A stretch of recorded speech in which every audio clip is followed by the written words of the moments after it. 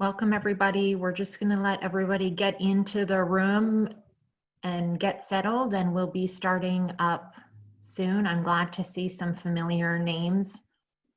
We wish we could see all your faces, but it would probably make us a little bit panicked, and you'd be very tiny on our screens, but we're excited to see your names.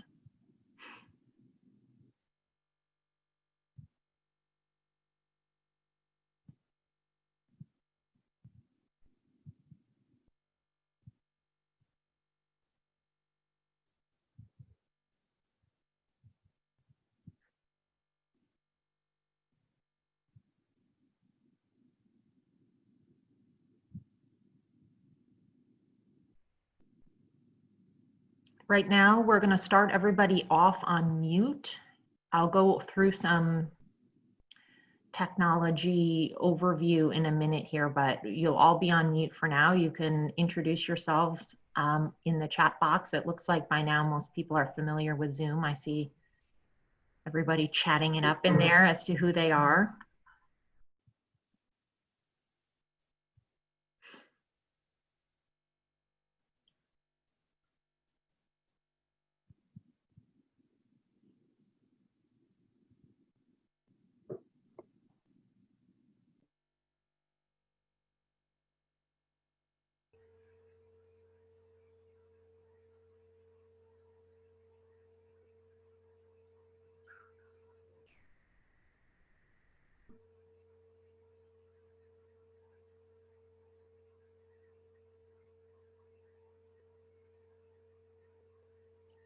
It's so wonderful to see so many areas of the country on the call and checking in. It's really, that's such a great feature. It's so wonderful to be able to see everybody doing that and where you're from.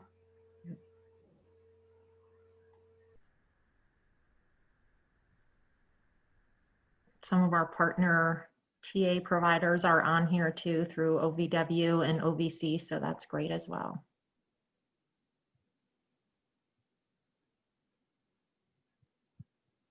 Wow. Terry, is your iPad going to explode? It's going crazy. Probably my eyes are going crazy too, but it's lovely to see Tania from Milwaukee here, and also our VA group here. So yay, Milwaukee represented in the crowd. That's great. I just wish it would go a little slower. I can't read that fast. I know. They keep popping up.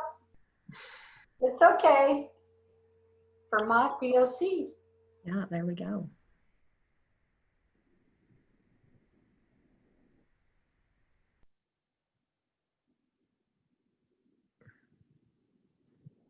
Great. And if CJ, if you just let me know when we're all in, then I'll get started.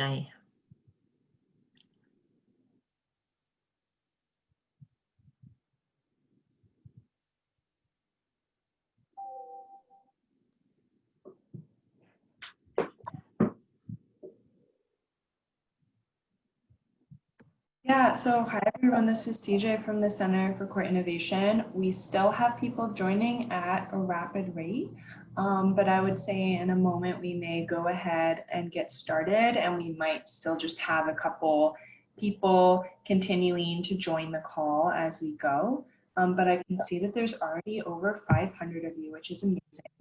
I'm putting some information in the chat, and the chat is moving quickly, so some of it might be getting swallowed up, so I'll continue to repost that a couple of times. But a couple main things, your audio, you can use phone or computer audio, and that control is in the lower left-hand side of your Zoom window. There's a little microphone icon and a little up arrow, and you should be able to control your audio with that. Whether you want to, it'll give you the phone number if you need to call in on the phone. And it'll help you get your computer audio set up if that's what you've opted for. We also do have closed captions for this meeting. To make those closed captions visible, click more at the bottom of your screen and click view subtitle.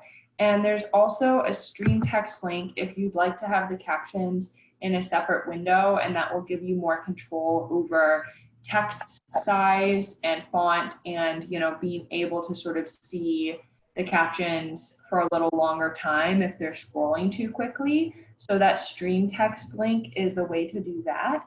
And I've posted that in the chat, and I'm going to keep reposting that a couple times to make sure that everybody has access. Those are the main tech notes that we have. And we strive to make the meeting accessible for anyone and everyone. And if at any point the meeting is not accessible or something goes wrong, we can stop and we can restart and make sure that that's happening. And again, if you're having tech issues, please send me a direct message in the chat window. You can see in the to field, you can choose to CJ, Center for Court Innovation. And I will do my best to help troubleshoot or fix any tech issues that might pop up. So with that, I'm going to go ahead and hand it back to Rebecca, and I think we can get started. Great. Well, thank you so much for joining us today. I'm really excited to be here with Terry and Cheryl, and I'll let them introduce themselves in a few minutes. But we're here today to talk about comprehensive assessment in abusive partner intervention work. We want to thank the Office on Violence Against Women for their support of this project, and that's on our next slide there. And we'll talk about the project that the center is working on in partnership with some other folks. But for those of you who don't know, I am Rebecca Tomford-Hauser. I'm the Associate Director of Gender and Family Justice Initiatives at the Center for Court Innovation. We are an organization whose mission is to create a more humane justice system. And now more than ever, our mission and our work is cut out for us. Our gender and family justice team works in many ways, and for simplicity's sakes and for the context of this webinar, we are an Office on Violence Against Women, OVW, technical assistance provider on some of their grant funding streams, either as the lead or as a partner agency. And in that capacity, we host site visits, we work with communities to enhance their response to domestic violence, sexual assault, and human trafficking, and in a variety of different ways. For this grant project, you'll see on the next slide, we are really excited. Oh, there's our exciting team, yeah. For this project, we're really excited to have received this award from the Office on Violence Against Women to work with grantees around the country to think about ways to enhance abusive partner accountability and engagement. We are looking to, with our partners, you can see here, we're partnering with Futures Without Violence, and we have a host, diverse group of expert consultants, two of whom are with us today, and I'll let them introduce themselves a little bit more. And we're really looking at how we can create holistic trauma-informed responses, balancing abusive partner accountability with victim and survivor safety and autonomy.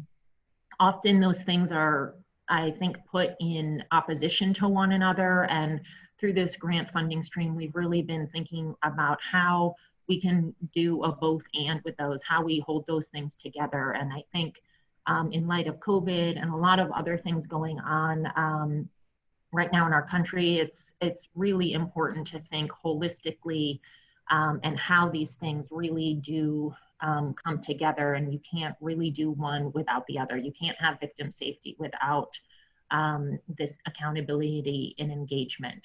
And so you can see our partners there. On our website, we have a host of resources that we've been able to create with our expert consultants and our partners And through this grant funding stream, we have been providing webinars. We are creating a national clearinghouse on our website. We are hosting training institutes, and I think we'll have time right at the end to talk about one that's coming up. And we, you know, when it's possible again, we'll be doing hopefully some on-site training and technical assistance, but we've been working virtually to support communities as they seek to enhance abusive partner intervention and engagement. So I wanted to give Terry and Cheryl a chance to introduce themselves. And so Terry, do you want to talk a little bit about you and the Alma Center? And then we'll turn it over to Cheryl. I almost began with the Zoom tagline, "You're on mute." So it's so nice to see, or to welcome everybody here. It's going to be great to spend the next hour and a half with you talking through these really important issues. I'm Terry Sturduff, and I'm the founder and executive director of the Alma Center, and we are an abusive partner. Well, we run an abusive partner intervention program in Milwaukee. We've been operating for 15 years, and the foundation of our approach is to trauma-informed and healing-focused programming. So we'll be talking a lot more about that as we get into the depth of what we're doing today. Cheryl, do you want to introduce yourself? Sure. I'm Cheryl Davis, and I am retired from working with the State of Colorado Division of Criminal Justice, the Domestic Violence Offender Management Office. And we have a state board that creates standards for domestic violence offenders that are required to do that intervention. I'm a licensed professional counselor, and I started working in this field with victims of domestic violence, working in a victim services program in Florida.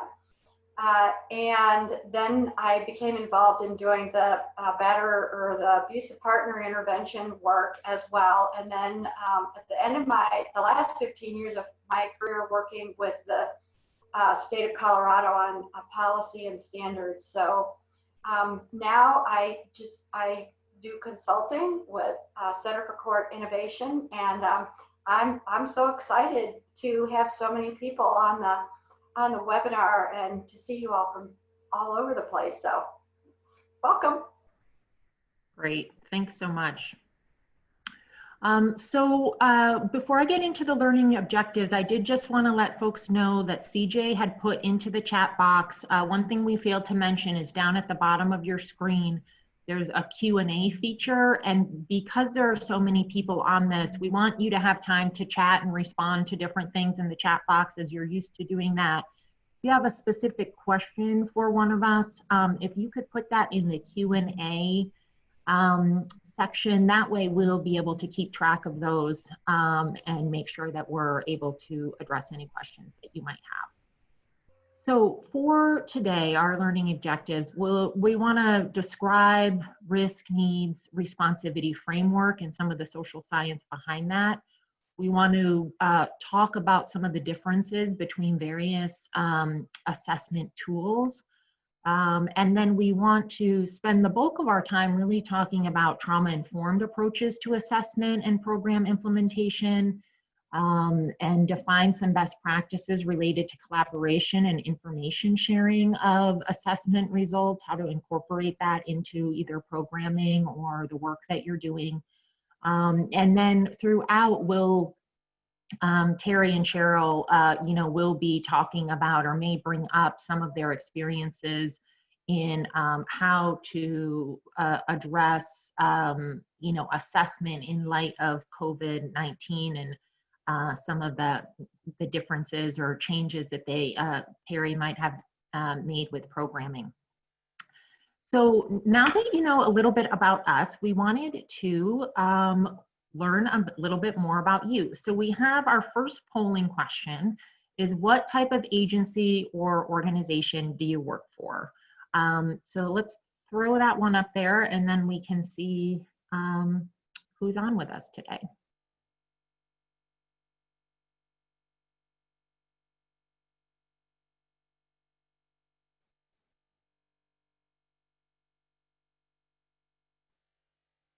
we may have some others in there. I think I saw some civil legal attorneys, some TA providers, some other nonprofit organizations. So let's click on that and we'll see what happens. And CJ, feel free to close that up whenever you would like to.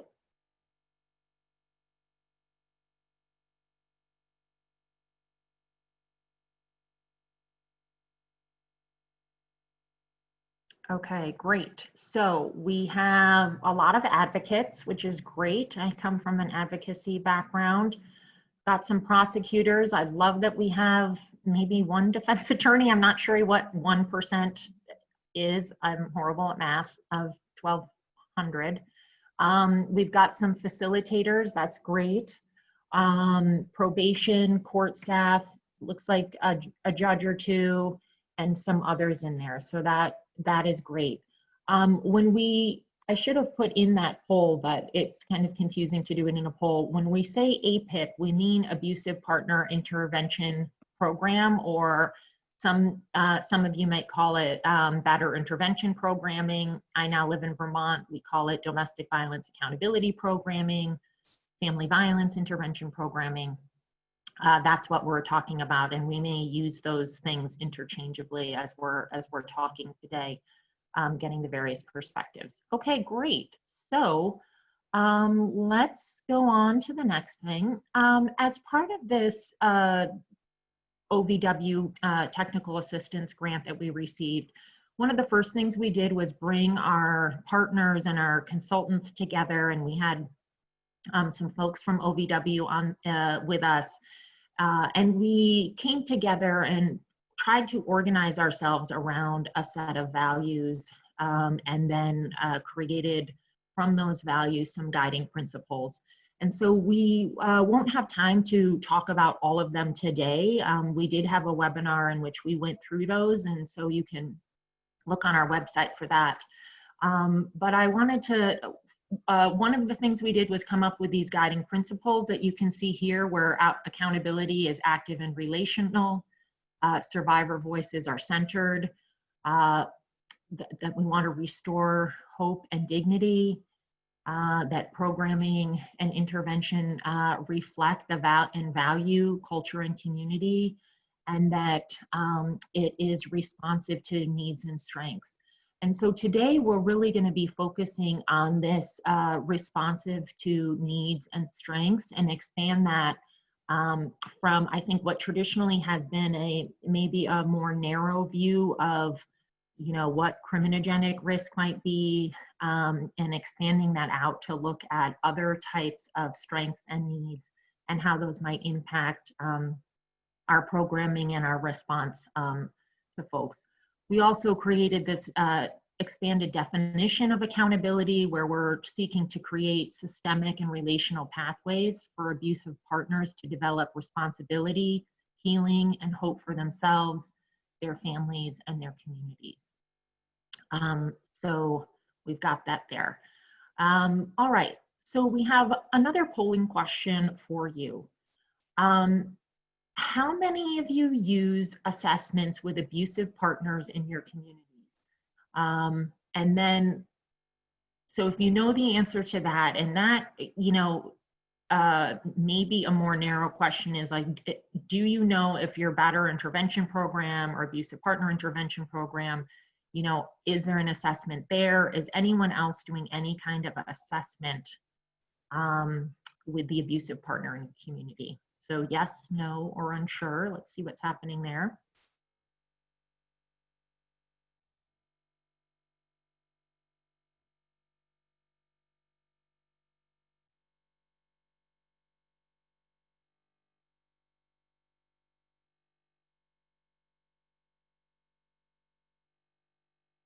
Right, and I see people are putting things into our chat box too, like responding there as well, which is great. So it looks like there's a majority of folks who do know that there's some kind of assessment done with abusive partners in their communities. Great. We'll go on to our next poll, which is, let's see if we can get to that. Sorry, there's like so many things popping up on my screen. Let's see. What assessments do you use with abusive partners in your communities? And I think we want to put that into the chat box. So we'd love to get a better sense of what's going on with in your community. So if you were one of those folks who answered, yes, we're doing some kind of assessment in our community, let us know what it is. If it's a DV risk assessment, if it's something that your agency made up on the fly, if it's just a general, probation is doing something, that's great. Let us know. Oh, we've got some, oh good. So we've got the DBI, we've got lethality assessments, we've got, I see ODERA, we've got the LAP. Great. It looks like other folks probation might be doing something. Great. And then I saw the DVRNA, which we'll talk about. Wow, someone there had a lot going on. That's great. So we're not gonna spend the majority of our time really going too into depth into assessments per se, going over the differences between them, but we will spend some time just breaking that down a little bit. So we wanted to just frame this a little bit. I think when folks hear the words risk in domestic violence cases, they may think about a few different things. And here are some of the most often, I think, things that come to mind, right? We're looking at risk of future violence. So any kind of future violence, right? We might be looking at risk of domestic violence, specific violence. We may be looking at risk of lethality, right? Is this victim or survivor with whom I'm working at increased risk of being killed by their intimate partner? We're also looking at risk. I think what's unique to domestic violence cases is that we always need to be thinking about risk of non-criminal activity that's still coercive, right? And a lot of our risk tools, the general risk tools, miss that kind of nuance. And then we really need to be thinking about what's the risk of system intervention, right? So what happens once that 911 call is made, or once that petition is issued in our family courts or in our civil courts for an order of protection, or what happens when somebody is going in and there's a custody dispute that involves domestic violence. All of those types of things. What happens when someone goes to a batterer intervention program or abusive partner intervention program? Kind of what are the risks to that person or to that family once they enter into one of those systems? That's something that we as providers, as advocates, as judges, all of us who are on this webinar today, I'd encourage you to think about what those risks are to the survivor and to the person who's caused harm or the abusive partner. And there might be some other risks in there as well that we've missed. On the next slide, I think, I'd love to hear from you all, and maybe while you're typing those in, why should we care about risk in domestic violence cases? And maybe Cheryl or Terry, if you want to just give a little answer while we're waiting. There's, I guess I'm assuming that we should care about it, and I'm wondering, what you all think about it. Well, I think that knowing about risk is so important, because people who are abusive are not all the same. They're very different. Mm-hmm. And we need to start in some way figuring out how they differ. And we know that risk is dynamic, so that becomes really important, either for first responders, where are we at with risk, or someone working with folks in another way, is risk going up or down? Terry? Right. Yeah, I agree with what you're saying, Cheryl, and I think that it also helps inform the way that we respond to people, because it's not, I think we're moving beyond the era of one size fits all. So really understanding what is it that this person is bringing, what is it that they're carrying, helps us design an intervention that's appropriate to the needs of that person, as well as to the way that they're going to respond and move through it. Right, Great, thanks so much. Okay, so let's move on. I see we've got a lot of these things, you know, really thinking about how to inform services, how to inform our safety planning, give the victim or the survivor the autonomy to make informed decisions about what is happening. Someone put in that culture is important, and I will definitely be talking about that in terms of limitations around the scientific risk instruments that are there, and some new thinking around the importance of understanding and incorporating culture into our responses.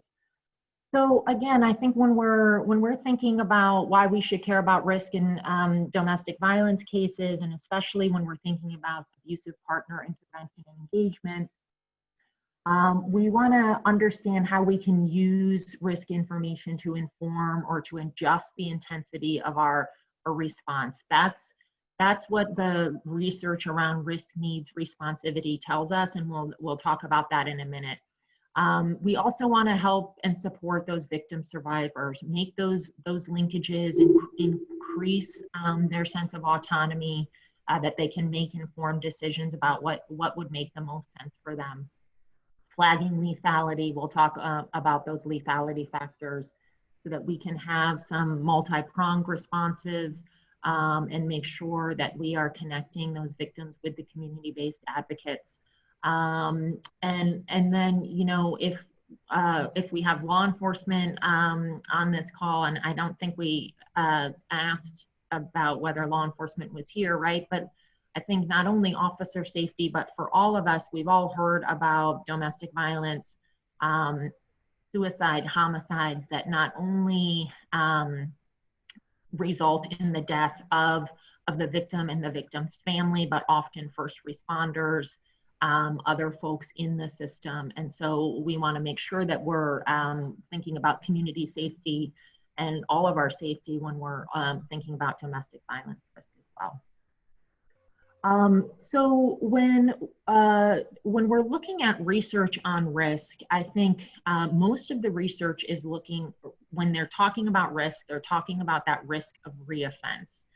And the way the research most generally has done that is they kind of classify it, right? They're using a risk assessment tool to figure out, is someone at risk for any offense? Are we looking at violent felony offenses? Are we looking at domestic violence offenses? Or are we looking at a risk of homicide or lethality? Most tools then result in a score that would then impact or inform a kind of like classification of low, high, medium, or something in between, right? It might be low, medium risk or something like that.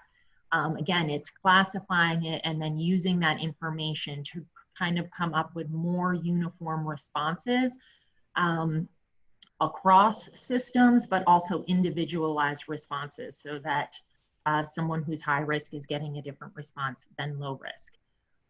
The risk needs responsivity principle, there's over 300, I think, research studies on the importance of identifying risk and using that information to inform decision-making. And that, again, the research on there is showing if you do that, you can increase recidivism or that risk of future reoffense. As we said at the beginning, when we're talking about domestic violence, it's much more complicated, right? We're not only looking at that risk of reoffense, we're looking at a sense of victim safety and autonomy. We're looking at coercive control. We're looking at the risks of that system involvement. And so we want to frame it there, but I wanted to ground us in this research that has been informing our criminal legal response in many ways to domestic violence offenders and to general criminal behavior. And what that research has shown is that for moderate or high risk individuals, you want to kind of assess for multiple criminogenic needs. And you also want to look at other additional needs and attributes, and that's kind of where trauma might come in here as well, and we'll talk about that and identify the strengths so that the person can respond to whatever combination of treatment or supervision is given to them. So again, what are risk factors according to the research? There are general criminogenic risk factors. So what are those things that someone who's committed any crime, what are the things that would increase their risk of committing another crime? And you can see that they call them the central 8 there. If you address, the more of those that you address, the research shows, the more able you are to reduce recidivism. But when we're talking about domestic violence cases, we may see those things, and we often do, but then we're also looking at domestic violence specific recidivism, and we're looking at domestic violence specific lethality.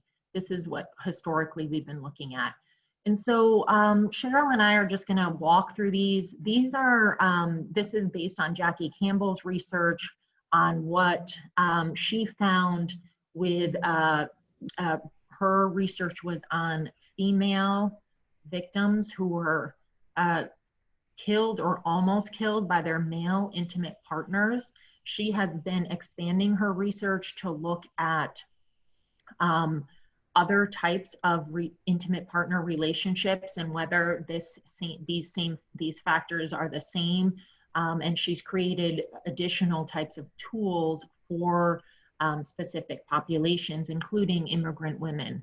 But we can see these here, and I don't know, Cheryl, if any of these are sticking out to you, that you want to bring up here in particular. I think most people are familiar and wouldn't be surprised by strangulation.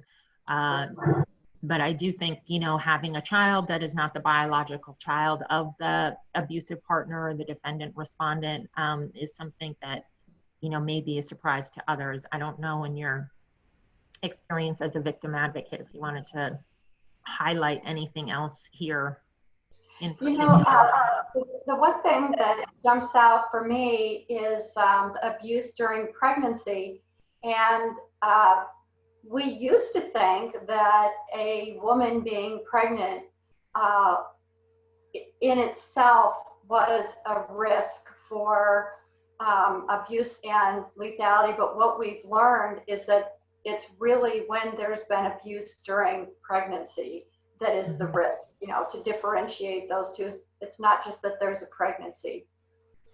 Because some victims have reported that they feel safer when they're pregnant, and that their abuser does not abuse them when they're pregnant. So we know that happens sometimes. So I think it's important to, point that out, that it's abuse during pregnancy. And so yeah, I think that's it.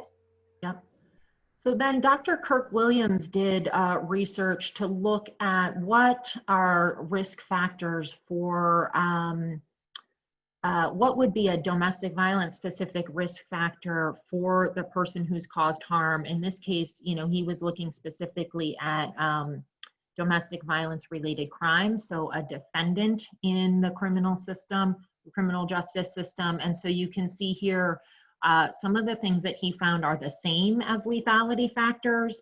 Some of them are different. I think in the context of our discussion today, it is interesting that he found that those who failed to complete a mandated batterer program, were at increased risk of committing another crime. And I think that makes sense. It's kind of, if someone is not able to obey a court order, they may not be able to obey other laws.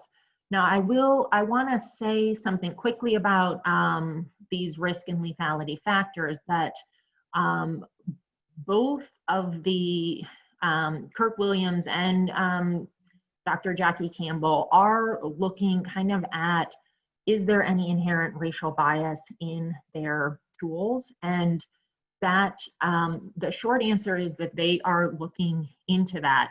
Some of the tools, because they have a question about prior criminal history, can be kind of inherently racially biased based on the way that our policing and our criminal legal system responds to people, Black and brown men primarily in this country.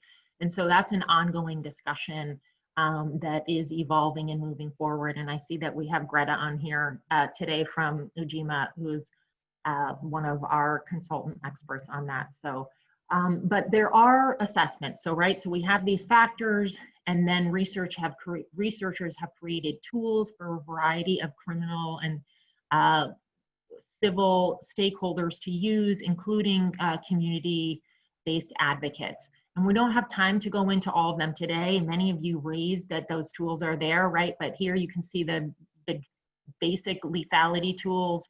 Many of you mentioned the LAP, the DALE, the danger assessment, right? Those are looking at lethality. And then we have recidivism assessments. And many of you mentioned the DVSIR, the ODERA, and the SARA. So those are tools that are used by your partner agencies, maybe by probation, maybe by the court, maybe by pre-trial release, those types of things, or your community-based advocates for first responders.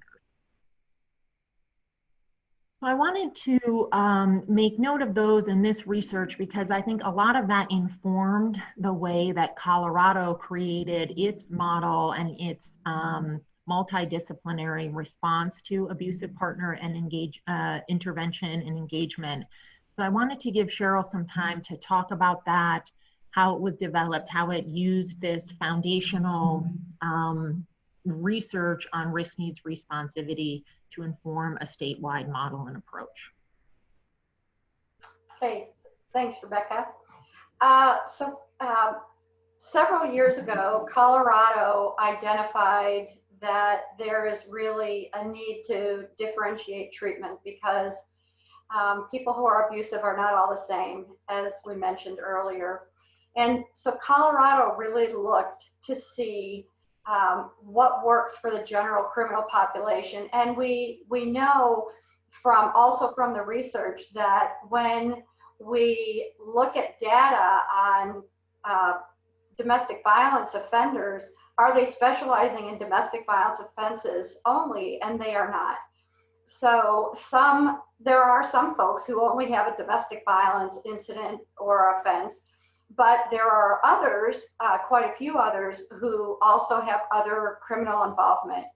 So that's why Colorado decided to utilize what we've learned about what works for the general criminal population in conjunction with what we've learned about what works for domestic violence offenders. And in Colorado, we talk about domestic violence offenders because the ones that we have the standards for treatment is for folks who have a criminal offense. But I understand that we're also using language about abusive partner and so forth. So just know I'm kind of in the habit of talking about, just happens to be the lingo for Colorado. Mm-hmm. So one of the things that we do in Colorado, we believe is very important, is having a really good evaluation at the beginning of treatment. And again, this goes back to the risk principle that Rebecca was talking about, that, you know, in order to be really effective in working with this population, we have to know who we're dealing with and what some of their risk factors are.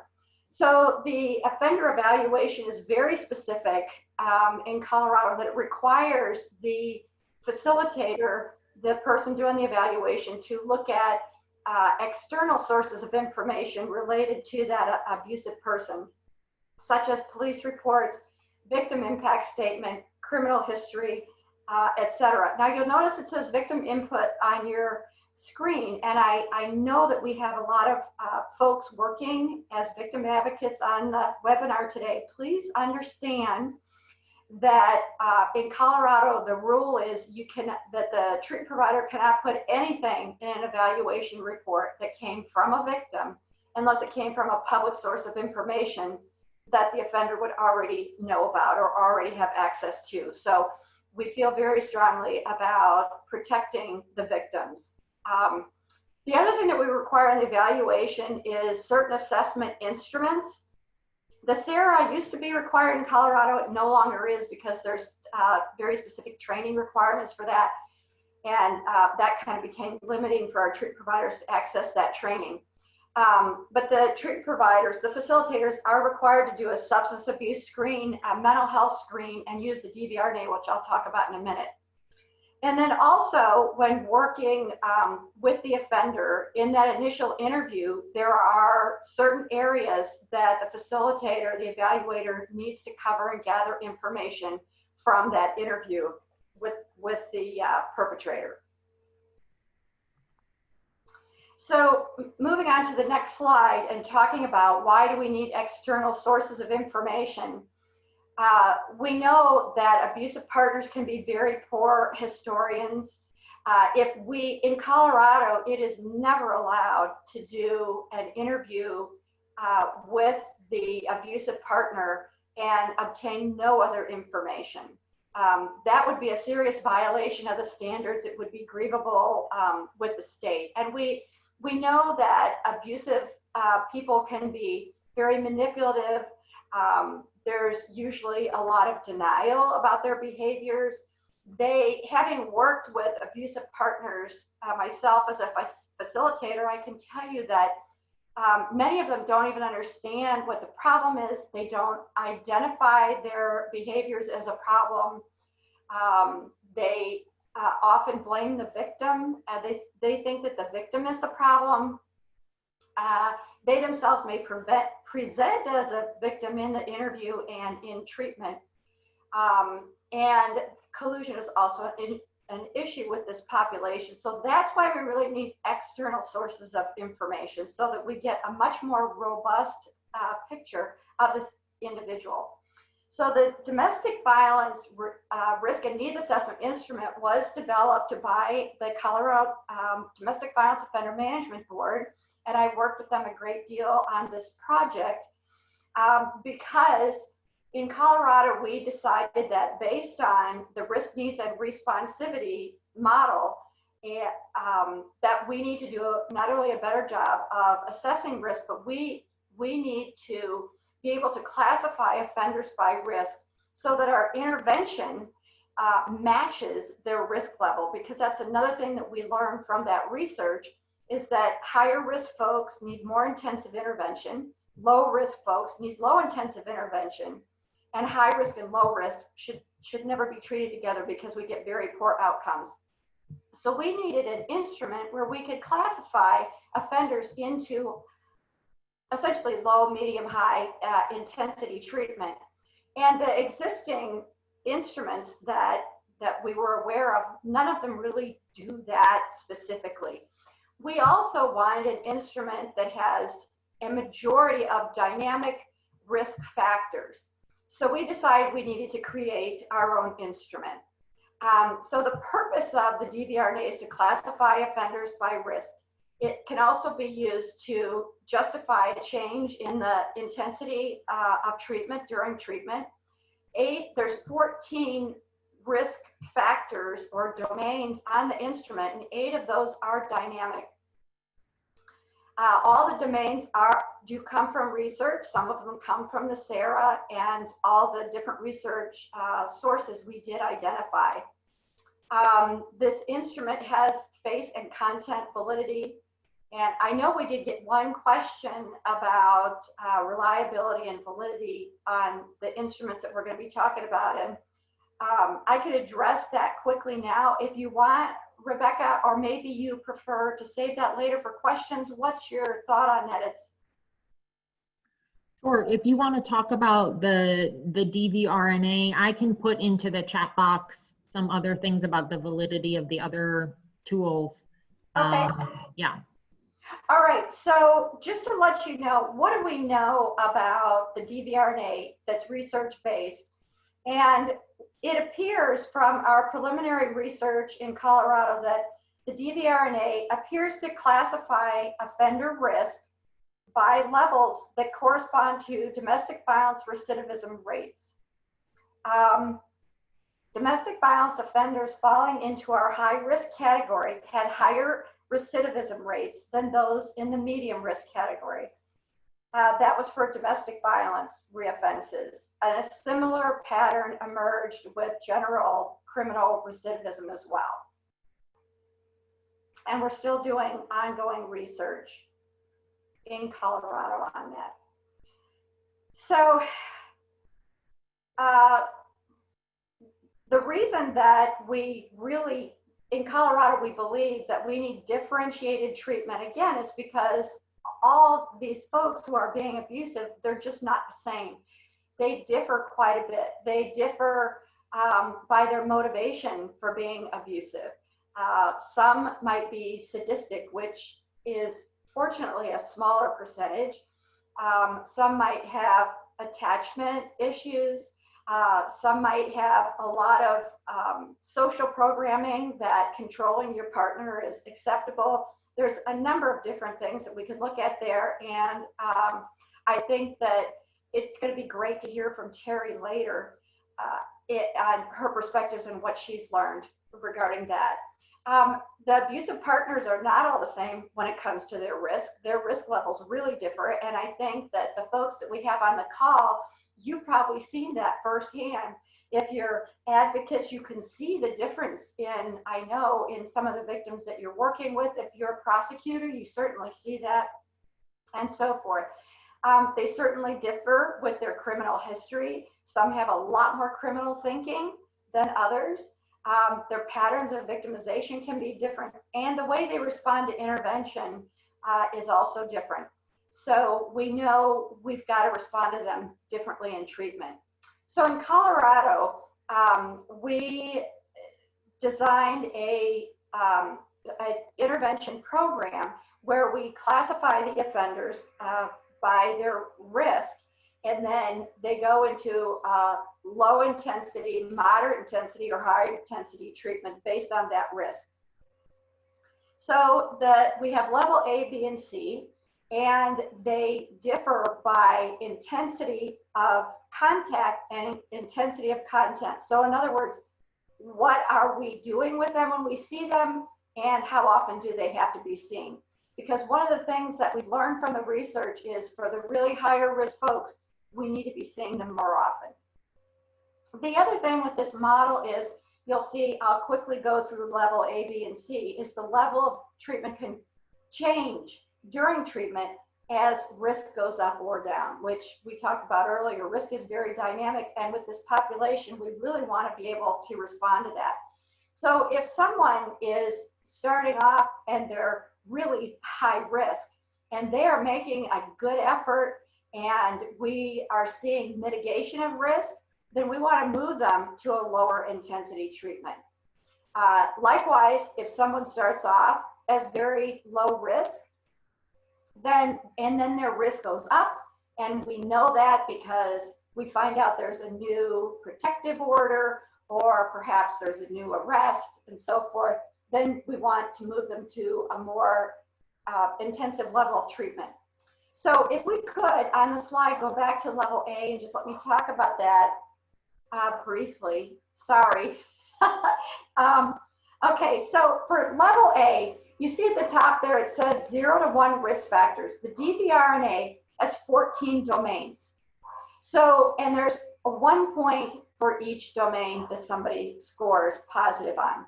So you can see out of 14 research-based risk factors, if they have none of those or only one of them, then they're considered low intensity. Contact would only need to be once a week because they're lower risk. Content would be mostly psychoeducational, and they're still required to have treatment plan reviews, which is a standard clinical practice. The folks that are in level A, there's probably not really serious concerns about victim safety. There's no pattern of abuse that we know of yet. This level was really designed for the folks that something unusual happened Saturday night, and it's out of character really for that person.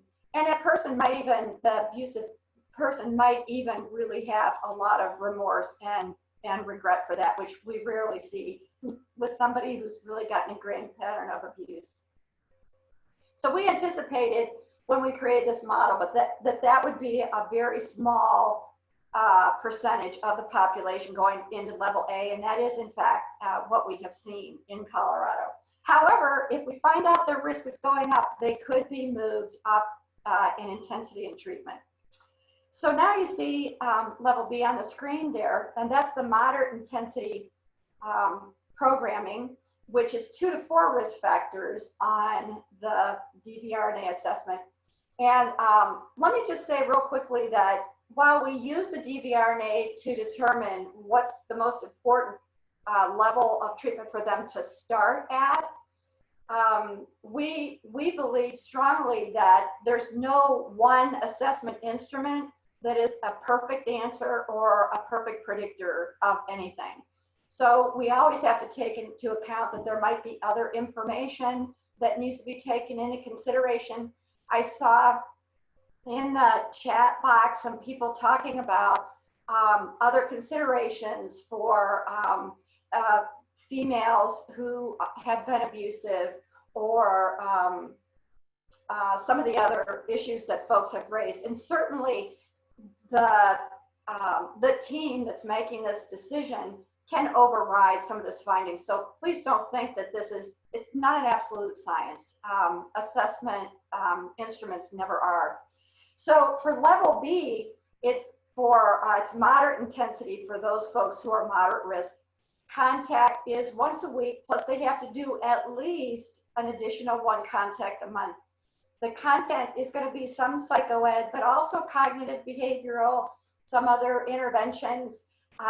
Again, that would align with some of the things that Terry's going to talk about. And it really, the goal is to be individualized as much as possible. You'll see that there's 3 treatment plan reviews that are required. In Colorado, we have a team decision-making process. So the treatment provider, the probation officer, if there is probation supervision, and I think we have a probation officer from Colorado on the webinar today. So the probation officer, the treatment provider, and a victim advocate are the minimum of the multidisciplinary team that make decisions. They need to be in agreement about the initial level of treatment that the offender needs, changes to the level of treatment they need to be in agreement on, if discharge is appropriate, those kinds of things. So again, that helps with the collusion issue, and it also gives you a much fuller picture of what's going on with the abusive partner than if it's just the treatment provider alone who's seeing them every week. We got so much feedback from treatment providers saying, I feel like I'm working in a dark closet here all by myself, because I don't know what anybody else is experiencing with this person, and I only see them for an hour or so a week in group. So that's why we have team decision making. So the level B folks, there's some concerns about victim safety. We know that from the police report or something. There's a pattern of abuse. And we thought this was going to be for the majority of the population. Turns out we have a lot more level C folks than we thought we were going to in Colorado. And folks cannot be moved down to level A if they're in level B. And then level C is the high intensity treatment. These folks need to be seen twice a week at a minimum, so you can see if risk is being mitigated, it's going to be great to move them down to level B, where they don't have to be seen as often. For the high intensity treatment, it might be a lot of case management or crisis management is needed at the beginning of treatment. There might be a lot of substance abuse that needs to be addressed. It could be a lot of victim safety concerns that it's not that we're going to be talking directly with the offender about those concerns necessarily. We got to do that in a way that protects the victim, but the team needs to be really aware of potential risk to the victim. Okay, and I did talk about the treatment plan reviews. This is required in Colorado. In Colorado, there's no real minimum length of treatment or maximum length of treatment. I mean, there are parameters in there that prevent it from being too short or really from being too long. But one of the biggest things is really that team decision-making process. And the way we get information are the periodic treatment plan reviews, where everybody on the team needs to weigh in about what they're seeing with offender progress. And do we know about any concerns about the victim, again, protecting the victim? Great, thanks, Cheryl. I wanted, just in the interest of time, we're getting a lot of questions, and I'll be trying to respond to those as our panelists are talking. I wanted to expand our conversation now to talk about trauma and the importance of thinking about both trauma and hope in the context of an assessment. And that's really what we mean by a comprehensive assessment, that we're looking at risk, we're looking at trauma, and we're looking at hope. And so I wanted to turn it over to Terry to talk about the importance of thinking about trauma, assessing for trauma, and incorporating a trauma-informed response into the work. Thanks, Terry. Thanks, Cheryl. Thanks, Rebecca. Just a quick check on time. How much time do we want for the question and answer at the end so we can? I am trying to answer the questions as they come in. So I think we'll give you until, we'll give you 20, if Okay, we could do this in 20, Thank you. 20 minutes. Let me jump in then. Okay, Yeah. so I'm going to back up a little bit to kind of why is trauma important for assessment. So the slide that was just before about both risk and responsivity, and it goes to our underlying understanding of people, actually. So what we believe is that people are born whole, that we come into the world to give love and to receive love. And that is our basic way of being as a human. So when we look at that, when we look at things not going that way later on in adult life, it raises the question of like, what happened to this person? What happened to this person that disrupted their normal way of being in the world, their true self way of being in the world? And so that is the question that grounds, like, why do we want to integrate this into our understanding of risk? Because it helps us, it raises the question of like, what is truly going on with this person? Where is this coming from? So when we think about trauma, the definition on the next slide that probably a lot of us are familiar with is that it is an experience or a condition that somebody is living under that really overwhelms their capacity to cope. And when we say capacity to cope, this is what we understand that to be, is their capacity to remain in their true self, to actually be the person that arrived into this world receiving and giving love, right? And that can be something that overwhelms them emotionally, psychologically, spiritually, and really takes them out of their experience of how they come here. And why that's really important is because when that happens to us, we have to adapt our true selves into a self that can survive that experience of trauma. And therein is the point of why it's really important to understand. If we go on to the next slide, this is the ways that we very often understood trauma. Is we're trying to, these kind of measures give us a sense of people's exposure, like what actually happened to you, and how did you experience life?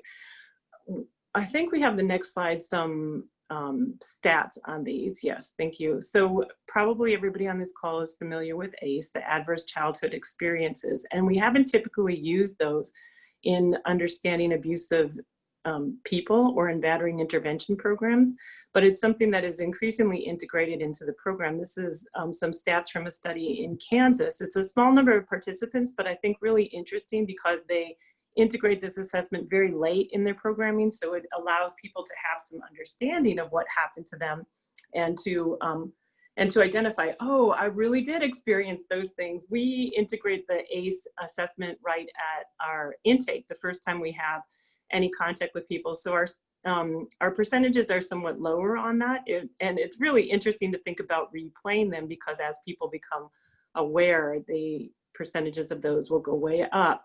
But we talked about in the previous slide, it wasn't just the ACEs, because we're familiar in particular with what happens to people in their home, but it's also about what people experience outside of their home. Certainly what happens in the home matters very profoundly, and we'll get into that. But when we think about how are people also walking through the world, and how do they have to adapt their way of being into the world, or being in the world, to what they're experiencing. And we do quite a bit of assessment on this as well. And just to give you some sense of that, when we look out in the world, we have the expanded ACEs for the men that we work with. And again, men that are coming to our program, the majority of them are involved in the criminal justice system, and we live in Milwaukee. And our criminal justice system does not police nor arrest nor convict equitably. It's over policing our African-American population. So the majority of men in our program are also African-American. So when we look at expanded ACEs for that group, we're just talking about people's experiences before they're 18. And we see that 60% of the men have witnessed serious violence where someone's been injured. Close to half, 47%, felt regularly unsafe in their neighborhood. 45% experienced racism in a deep way before they were 18. And I think this one is really important. All of those are really important, but think about this, that 45% of the men who come to our program were expelled and kicked out of school and not allowed to return to that school.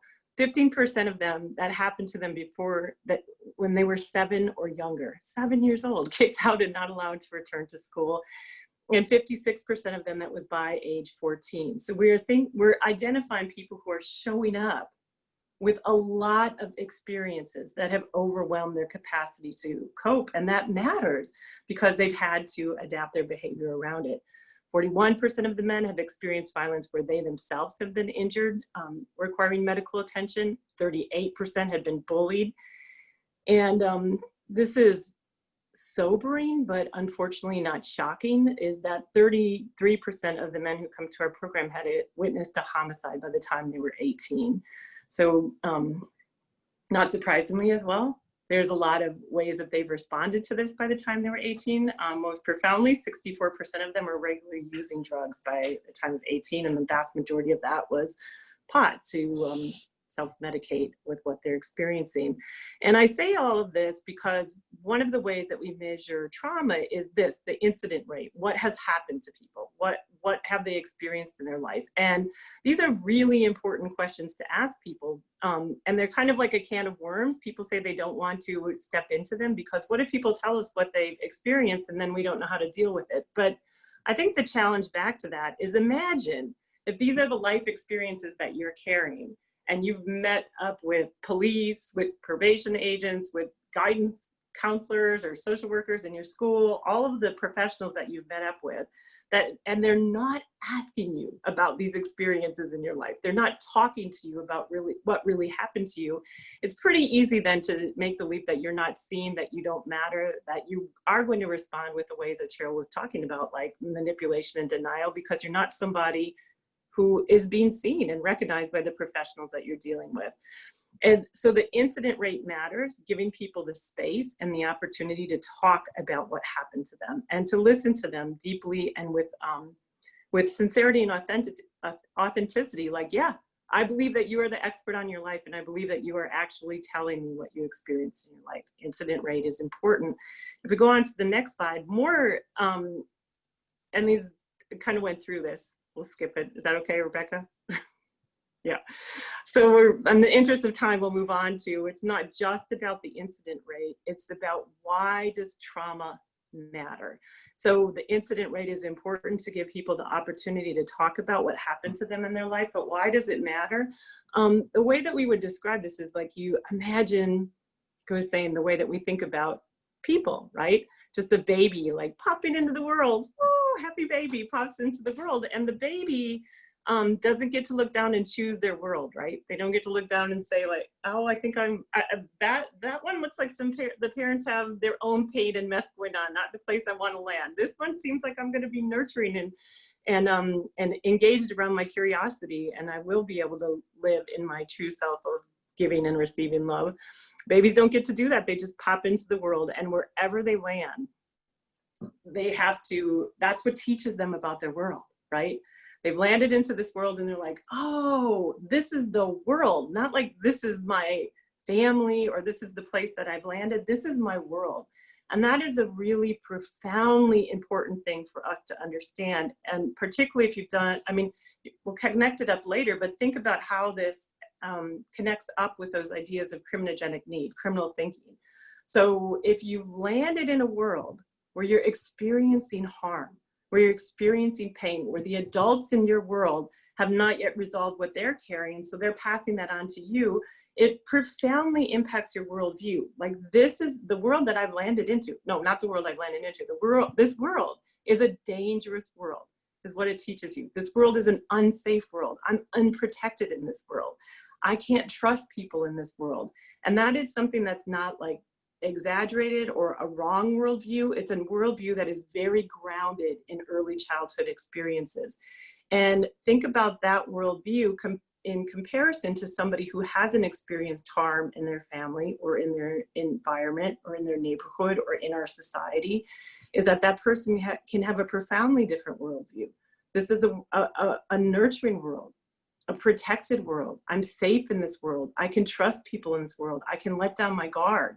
So that worldview is really important because it impacts the way that we behave in the world. I'm sure you've heard in the cognitive behavioral intervention that our mind creates our environment, or our mind creates our behavior. It's also equally true that our environment creates our mind, right? So we have to understand, where is it? What happened to you, and how is it mattering? The worldview. And as I've been saying throughout this, why is that important? Is because if we accept the idea that we all are born into this world to give love and to receive love as nurturing and curious, engaged self, and we land into a world where we're not allowed to express that way in our world, we come with the giving and receiving love, but we're responded to in dangerous ways and unprotected ways, then even little infants, boy and girl infants, all of us learn, like, wow, this is a dangerous world. And my job in this world is to survive. My job is to survive this world. And in order to do that, I'm going to have to adapt my natural behavior, the way that I showed up in this world. I'm going to have to adapt that to survive this very adverse world that I found myself in. And so how do we adapt our behavior? This really intersects with the way that we learn gender in our world. It's our belief that it intersects very profoundly with the way we learn gender, the way we experience race, the who we are of showing up in the world. So we know that that men still, boys and men are still socialized to be express themselves through aggression, to use violence as the ways that they can appropriately interact in the world. So their adaptive behavior is also like, okay, well, how can I walk through and engage in this world? And I need to do that as a man, you know, as a man. So we see this intersection around the adaptive behavior that happens with people's trying to survive the adversity that they're in. And the adversity that we're in, that we find ourselves in, the trauma that we're experiencing, if it hasn't been resolved and healed, I want to say how do we know that trauma hasn't been resolved and healed for people? We get the incident rate, and we understand what's happened to people. And when we see adaptive behavior that's very not really helping the person to be their best self in the world, we can say, like, they're still resolving that trauma. They're still acting in ways that their behavior is not supporting their true self. And the ways that really happens is around the triggers that people are carrying, the ways that they've been hurt, the ways that they've experienced adversity. And those triggers are profoundly important to them to get them into the use of their adaptive behavior. Like, oh, okay, here it comes. I'm in danger, I'm in danger, I'm in danger. And I know how to respond to this danger. I respond by the ways that I've adapted my behavior around adversity. We ask the men who come to our program about their issues that they feel that they're struggling with themselves. And I think that this gives us some very grounded understanding of what I'm talking about, is that 70% of the men who come, this is based on 308 of a sample of 308 of men who came to an intake, 70% say that they have an issue trusting other people. 55% say that they have an issue with vulnerability, letting down their guard. 47% say that they have an issue with acting aggressively when someone makes them mad. So they're very able to, 46% they have an issue with forgiving others. And when we understand these things about how people are showing up and their self-understanding, we're also getting to understand what are their triggers. So if for 70% say that they have an issue trusting other people, and there's somehow a trigger around trust or a violation around trust, it puts them right into the adaptive behavior. I'm still, so why is that really important? Another reason why that's really important, that trauma matters, is this isn't just about the way that our worldview develops and the way that our thinking and behavior develops. We know that trauma impacts our brain development. Is that when we face situations that overwhelm our capacity to cope, our brain gets triggered, gets like automatically, not because something's wrong with us, but because we're human, it automatically moves into a survival mode. And that survival mode, sure, many of you have probably read and understand, it's like it triggers us into a fight and flight. It like, boom, oh, we are in danger, and I need to respond to this danger. And the really important thing about the brain development and that survival mode is that it takes our cognitive processing offline. And it doesn't do that because something's wrong with us. It does that because we're human and we're having a natural human response to the adversity that we're facing. And when that happens to us with some frequency, when that happens to us with a profound level of impact on us, our brain can like create pathways that keep us primarily in that survival mode. And that makes it very difficult to stay calm and stay present when you're dealing with other people, because you're constantly like on alert and being triggered into that. I just wanted to jump in because I wanted to see if you wanted to just give an elevator speech about, especially now in time of COVID, how thinking about trauma and intentionally thinking about trauma and incorporating it really is allowing you to do meaningful work in this very tricky time. Right. Well, if we think about the definition of trauma, right, that it is facing a situation or a condition or an experience that overwhelms our capacity to cope with it. And we think about the worldview that's like, wow, this is an unsafe world and I'm in danger in this world. COVID is like the perfect storm for that, because it's an unseen danger to us.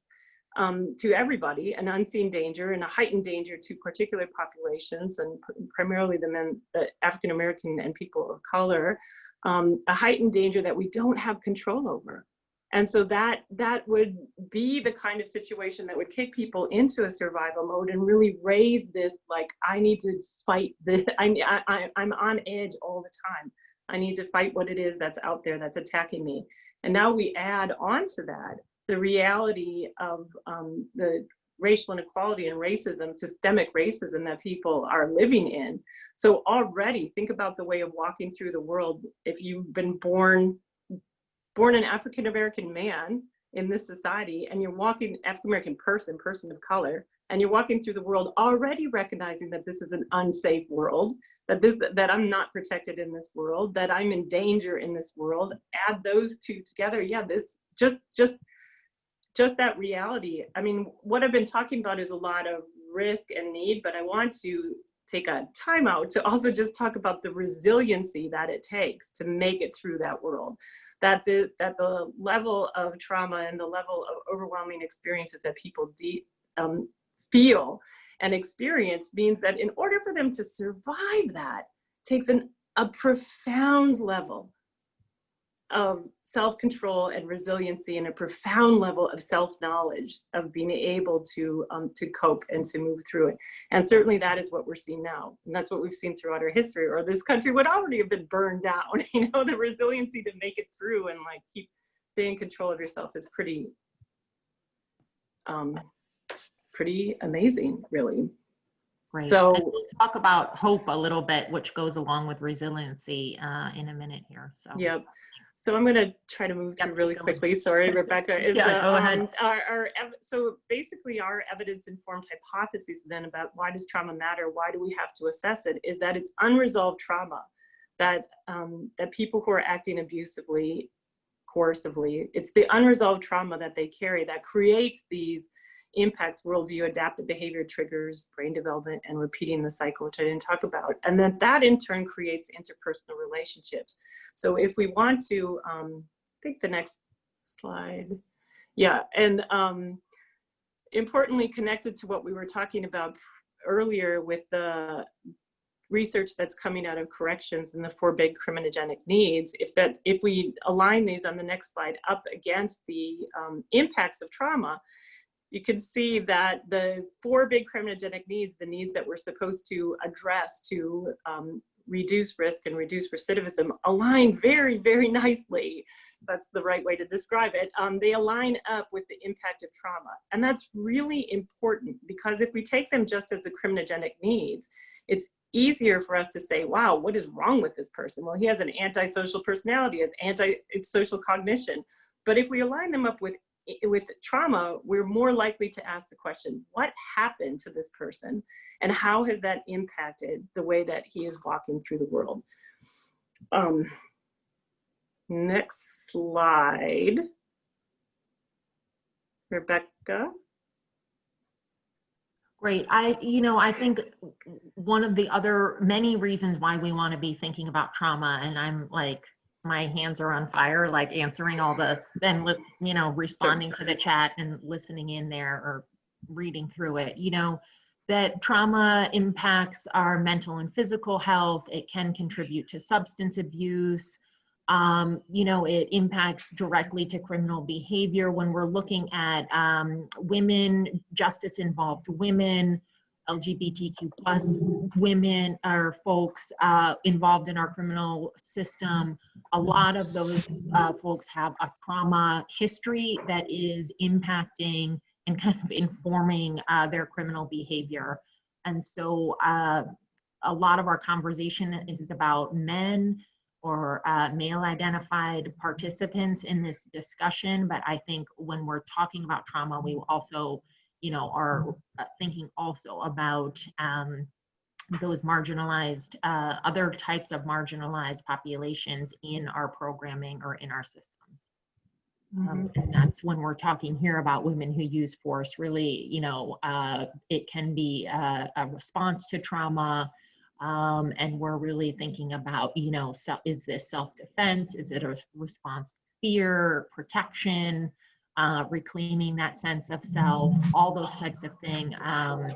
It's really oftentimes a survivor's use of force or violence is really part of their broader response or safety strategy within their relationship. And so we're always wanting to consider, who has the power when we're thinking about the context of the violence, who's in control, who's afraid of whom, what the motivation is. And I think one of the major drawbacks of the scientific, validated risk tools is that they were validated on men primarily. And so it's important to us when we're thinking about a comprehensive assessment to make sure that we're using an assessment that includes trauma and hope and risk in a way that really reflects the population that we're serving.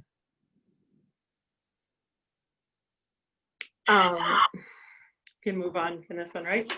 It's Yeah, yeah.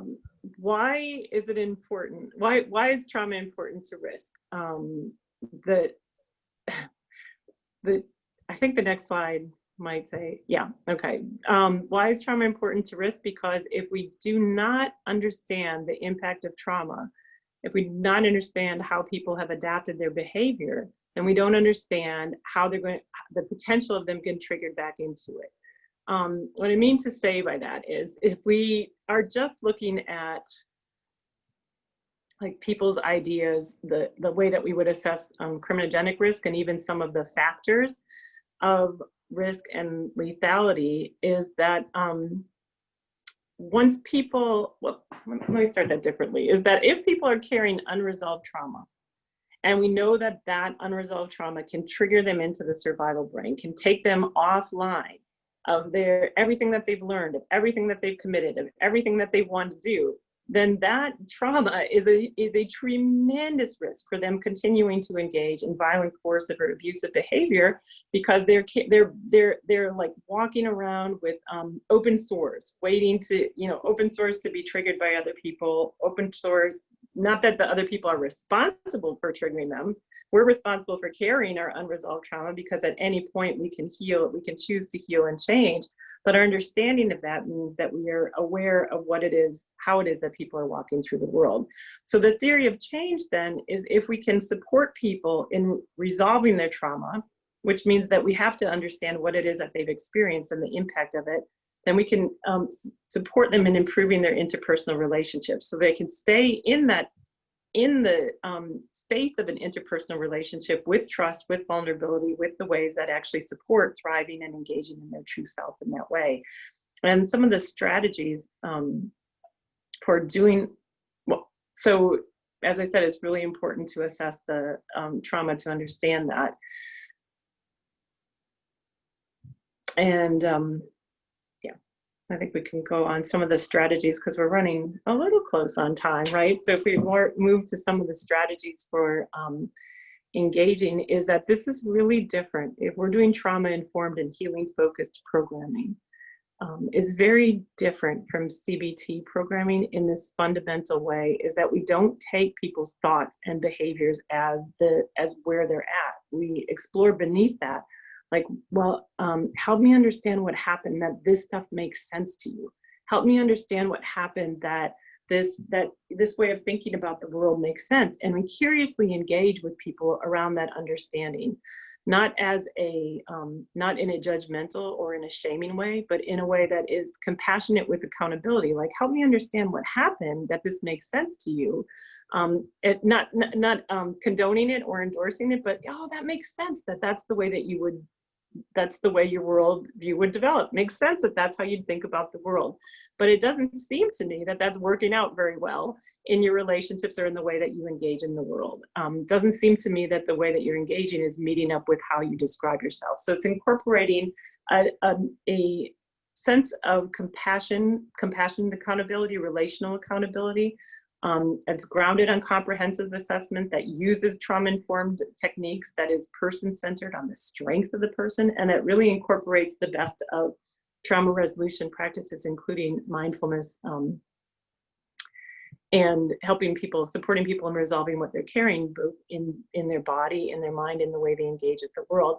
And I think most importantly, is it requires the facilitators of our programming to know themselves and to have done their own work around this. Because if we haven't done that, then we're walking around in the same way of carrying our own adaptive behavior or carrying our own triggers. And so it's very, very easy to blame that on the people who come to us, to identify them as the difficult people, to identify them as the people who are denying and minimizing and blaming other people. But it's when that happens, to me, the first place that we look is within ourselves. Like, what is it that I'm doing? What might I be doing? How might I be engaging with this person that pushes them into a box of denying that any of this happened, or denying the way that they engage in the world? How might I be passing shame and judgment on this person? Because I think all of us can identify that when we're in experience of people shaming us or judging us, we don't show up as our best self either. We show up as somebody who responds in that way. Like, yeah, okay, I'm not engaging with you in the way of trying to build a relationship of healing and change.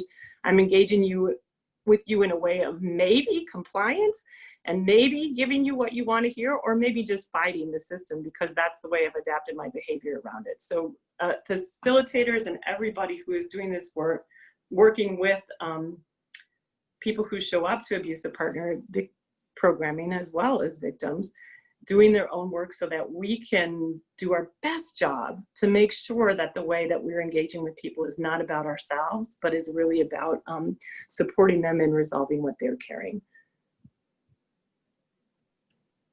And let's.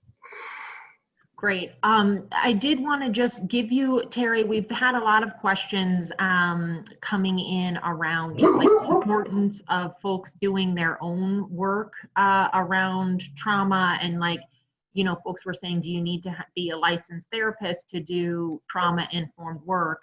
I think folks should stay tuned for our exciting podcast with you and Steve Kelly that talks about this a little bit more, but I didn't know if you had like if you want, I know it's hard for you to type with the iPad, but if you wanted to respond to kind of the facilitators in this, and then I'll talk about the importance of hope.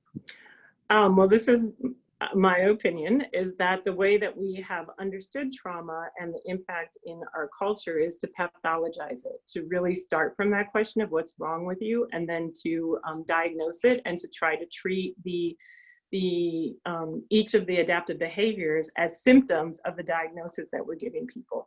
When we reframe that understanding that trauma and the impact of trauma is a normal, instinctual human response to an adverse situation that we find ourselves in, then it doesn't go into a place of pathology.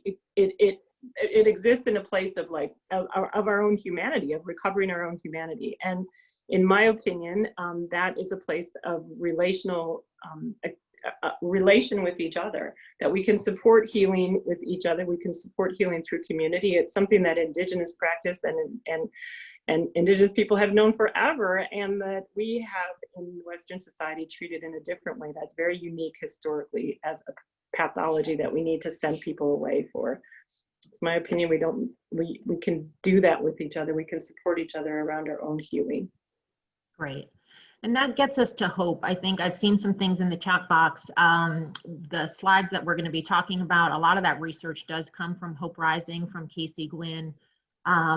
What's really great is this emerging research from Baltimore that showed that men in an abusive partner intervention program there in Baltimore found that no hope for the future was the greatest contributor to IPV perpetration. And I think trauma and hope and trauma and resiliency really go hand in hand, that it is an emerging practice that abusive partner intervention programs are using the hope scale in their assessment and assessing hope over time.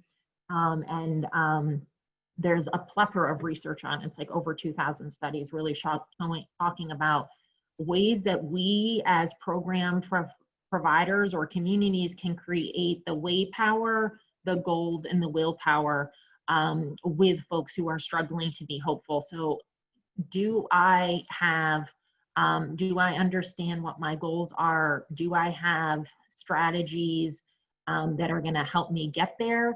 And then how can I have the willpower to make that happen? And if you read Hope Rising, it really shows the ways that you can get there and the science and the importance of doing that. And I think it's exciting to see programs incorporating that into their programming.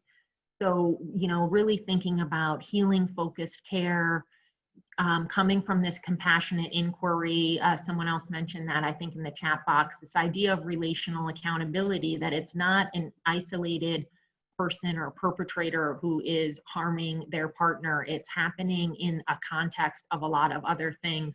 And so thinking about how to engage that person so that they can have that active and relational accountability, and then using some of those motivational interviewing skills. And I think that had come up in the chat box as well for folks. When we're thinking about COVID, there are some resources out there that we can share with you around things to think about when you're doing a comprehensive assessment. Really practice doing assessments remotely. Don't just do it the first time with someone. We've been talking with our partners around the country on this, and you really want to think about how you can do that, setting up a place to do it in a setting where you're going to get the information you need. Definitely collaborating with community-based advocates. I can't talk about it enough. We're going to have a whole training institute that's going to talk about survivor-centered work, but both the Alma Center and Colorado have kind of institutionalized collaboration with victim advocates to make this work well, remembering always that risk is dynamic. So especially in the context of COVID, we want to be checking in with folks more regularly. What's changed? What's happening with you? How are you feeling? And setting up opportunities, multiple opportunities to check in about what's currently happening. And then thinking, how can we build this hope and resiliency in the context of the pandemic? These slides were approved by OVW prior to what has happened in our country in this last week. So really, when we're thinking about COVID considerations or right now in our communities around, you know, anti-racism, we're really thinking about how can we build hope and resiliency for the folks that are in our programming. I think that we are running out of time here, but we want to take it home. Risk meets responsivity is the foundation of a lot of our work, but really thinking about trauma and all the criminogenic needs, and hope matters. So really, how can you create a comprehensive assessment in collaboration with your community partners, getting that feedback from victim advocates about your assessments, so that you can have the information that you need to really support and encourage change and healthy relationships with the participants in your program. If you have questions, please email us. We're in the process of creating a national clearinghouse, and we'll be that link that you see there will be active soon. But please email us. A lot of you were requesting more information, and we can get that to you. I want to thank Carrie and Cheryl. I wish we had 2 to 3 hours to talk about all of this. And I want to thank all of the folks who participated and were active in the chat box and the Q&A. So thank you so much, and we will be talking to all of you soon. Thanks.